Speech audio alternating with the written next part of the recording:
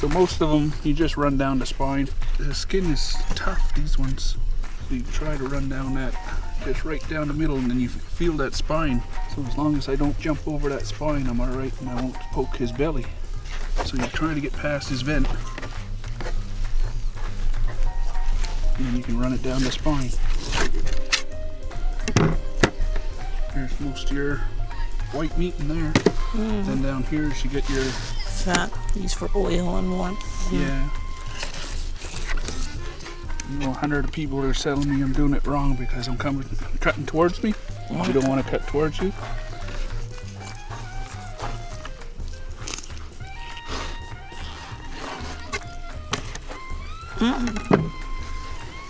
All the organs.